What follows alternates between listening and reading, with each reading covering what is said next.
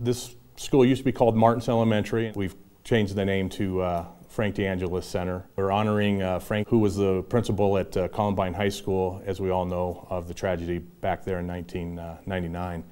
To my knowledge, it's the only school in the country that has evolved into what it is in working with law enforcement in a training partnership to allow law enforcement to come in and actually train for first responders and active shooters and a variety of different type of things. Can you come over and talk to me, please?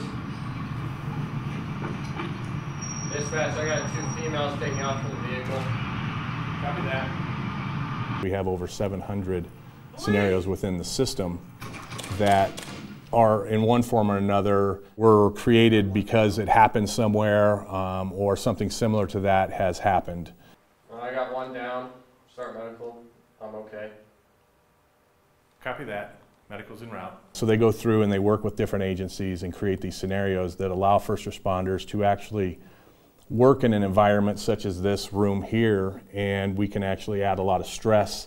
We can add a lot of different elements to the training that allows them the opportunity in a safe environment to actually work through particular scenarios or situations that they might respond to on a daily basis. Good first shot, took her down.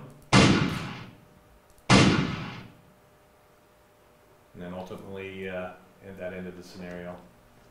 We have another 5 different types of things that we can actually break into each scenario. For example, you know, on the surface of it, it's kind of a decision making. Do I shoot? Do I use pepper or OC? Do I use taser? Is it a de-escalation type thing? And so you have to make that decision. That's kind of the first and foremost of what you see. But you take it deeper than that. You can take that same scenario and you can use it as a de-escalation skill. You're not so much worried about did they use OC or what decisions they made, but how did they de-escalate the person on the screen in the scenario, or maybe radio communications. Well, it's really evolved over time, and it's the most realistic thing that I have seen in reference to making as realistic as we can with the way TI does a phenomenal job of filming the scenarios and making it realistic to where the officer has to make some decisions on the spot. And when they do that, we're doing it in a safe environment, which allows us the opportunity then to go through that process and debrief it after the fact. Show me your hands. I didn't shoot because it didn't look like a gun to me. You know, you did a great job. I want to see your hands. Let me see your hands. I liked where the flashlight was. You were trying to see what was going to come out, right? So that's good, because what kills us? Hands, right? If we can't see the hands. So that's excellent. It's you know, really realistic once you get into it and kind of do a few scenarios and go through it a few times. You really start to see it as a real life scenario. So it's a great training tool. Is there any element of stress as you're doing this? Oh, definitely. You know, for me, my heart rate goes up a little bit. You know, your voice deepens a little bit. You know, you get excited and start shouting commands at a screen, but it's pretty realistic.